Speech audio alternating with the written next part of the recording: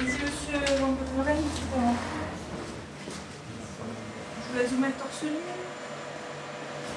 Non, mais vous le voyez?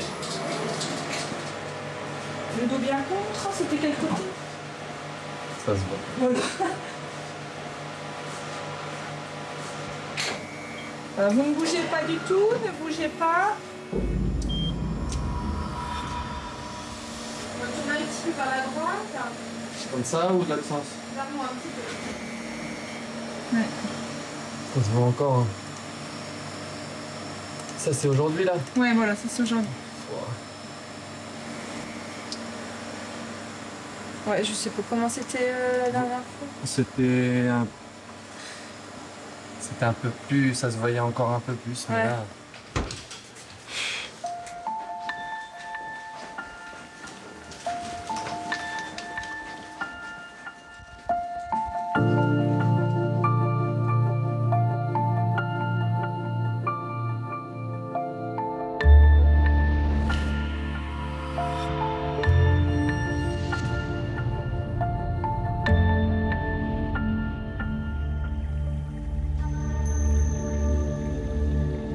Jusqu'alors, la carrière d'Adrien Van Beveren n'avait été qu'une belle et rapide progression.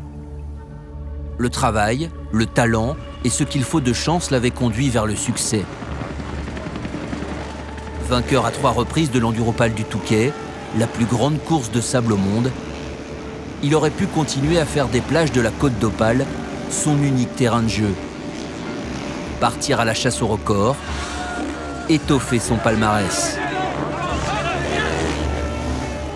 Mais à 25 ans, celui qui a grandi et vit toujours près de Saint-Omer dans le nord de la France a voulu voir plus grand et se lancer dans le rallye raid. Son objectif, son rêve, porterait un nom. Le Dakar, l'épreuve ultime. 10 mois de préparation, 10 jours de course et la possibilité que tout s'arrête sans prévenir en 1/10 de seconde. Adrien Van Beveren en a fait l'expérience lors de sa 3e participation, le 16 janvier 2018, en Argentine.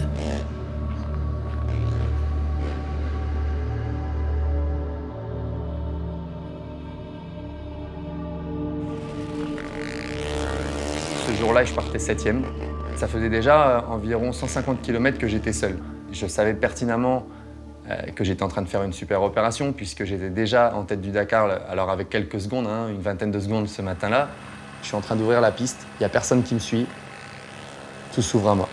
Je me rappelle très bien de ce jour-là à Belen, où on est au PC Organisation et on suit à la télévision l'arrivée d'Adrien. On était joyeux, ça a été la fête. On l'attendait, il devait arriver d'une minute à l'autre. Ses principaux rivaux ont fait une erreur de navigation. Lui, il ne l'a pas faite et il s'envole vers le break. Avant le départ du Dakar, je lui avais dit, si tu es sur le podium le mardi soir, si tu es dans les 3 premiers le mardi soir, le mercredi, je pars. Te rejoindre là-bas pour être à l'arrivée. Je pars. Et puis à ce moment-là, on a l'image de sa chute.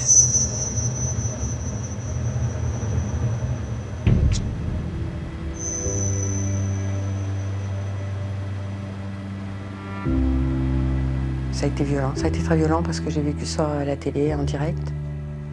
J'ai attendu longtemps d'avoir des nouvelles.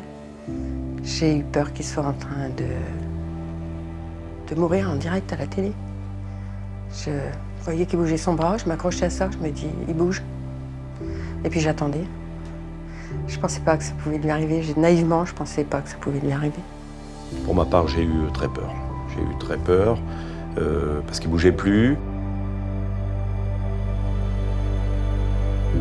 Moi, je vois qu'Adrien ne bouge pas. On voit qu'il est KO complet, quoi. Enfin, comme un boxeur, allongé par terre, la tête dans le sable, fini. On passe du soleil à la nuit, quoi. Donc on passe du rêve au cauchemar. Au moment de la chute, quand on voit qu'il ne bouge plus, il y a la télé qui coupe l'image, certainement pour pas effrayer, je sais pas, mais ils l'ont coupé juste au moment où on voyait qu'il ne bougeait plus. Et là, on a attendu. Peut-être que c'était que 2-3 minutes. Ça m'a paru des heures. Et j'étais avec mon père, je me souviendrai tout le temps. J'espère jamais revivre ça.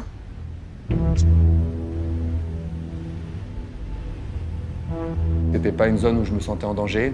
J'ai percuté une grosse pierre que j'ai pas vue. Je sais que c'est ça aujourd'hui parce que je l'ai su directement puisque la sensation que ça m'a fait sur ma moto, ça a été vraiment comme une catapulte, comme une bombe. En un dixième de seconde, je me suis retrouvé au-dessus de ma moto, en l'air, avec aucun moyen de la rattraper. Elle était en dessous et je me souviens de cette image où j'ai les mains qui essaient de rattraper mon guidon, mais je suis déjà peut-être à 2 mètres du sol et j'ai la moto qui est en dessous, mais je peux plus la rattraper. Et trop tard. Moi, quand j'arrive vers lui, il commence à se relever péniblement et je commence à lui parler. Et moi, je me rends compte qu'il n'est pas au top, quoi. C'est-à-dire qu'il n'a pas l'air il me laisse pas l'impression de savoir où il est. Bah, c'est un moment hyper difficile, hein. J'en ai encore aujourd'hui. J'ai encore du mal en me reprojetant, en me remettant dans cette situation. Je m'en souviens très bien, comme si c'était hier, et je crois que je vais m'en souvenir pendant plusieurs années.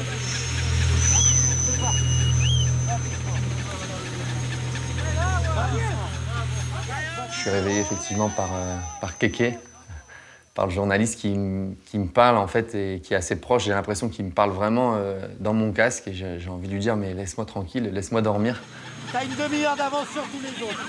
T'as tout le temps. J'essaie de faire des mouvements pour me remettre debout mais je retombe. J'ai comme un gros manque de force. En fait, je suis encore KO. Et à ce moment-là, j'ai la phrase fatale. Je lui dis, j'ai quand même appelé les médecins pour qu'ils t'examinent avant que tu repartes. Et là, ça fait un déclic. Je ne sais pas comment il est venu, mais il y a un déclic qui se fait dans ma tête où je me dis, si les médecins arrivent, ils ne me laisseront pas repartir. Donc là, il devient fou, enfin il devient fou, gentiment fou, quoi. Il met des coups de pied dans tout le système roadbook qui est devant, là, tout ce qui est devant son guidon, parce que ça le gêne, il n'arrive pas à bouger la moto. Il a déjà fait 5 mètres, il est tombé une première fois. C'est Jésus-Christ, quoi, qui porte sa croix. Il se relève, il repart un petit peu, il retombe. J'ai pas de force, je laisse un peu tomber ma moto parce que j'ai plus de force, j'ai la clavicule cassée, j'ai des côtes cassées. Mais je me souviens d'essayer de me concentrer, de me dire c'est pas possible, ouvre les yeux, je ferme un œil, j'essaie d'en ouvrir un autre.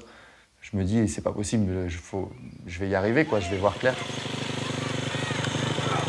Évidemment que je comprends qu'ils veuillent continuer, c'est leur rêve. Vous discutez avec tous les motards du Dakar, si on parle que des motos, de ce fameux top 10 dans lesquels il y a les 10 mecs qui peuvent gagner le Dakar. Si vous discutez avec eux, il y a un truc qui compte dans leur vie, c'est justement de gagner le Dakar. T'es raflé. Du coup, t'arrives à le bouger, t'arrives à le coller au corps. Et puis les médecins arrivent à ce moment-là, je me souviens plus tellement, mais je sais que je me rends compte que je suis blessé en fait. J'espère vraiment de plus en plus mal, j'ai l'impression un peu de m'étouffer. J'ai du sang dans la bouche. C'est le moment où je me dis c'est fini, ça y est, il va falloir accepter.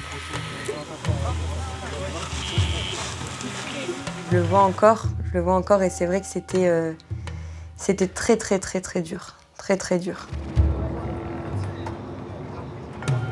Heureusement, Florence qui était sur place a réussi à trouver un moyen de m'appeler et de me rassurer. Et puis après, elle m'a dit, maintenant je le quitte plus, maman, je sais, je serai toujours près de lui, donc tu auras des nouvelles. Et il est pris en charge. Les médecins sont là, ça va aller. Commotion cérébrale, poumons perforés, 3 côtes et une clavicule fracturée. Le bilan est lourd. L'espoir d'un premier succès sur le Dakar s'est envolé. Mais c'est aussi le début d'une autre course, contre le temps cette fois, pour être au départ de la prochaine édition.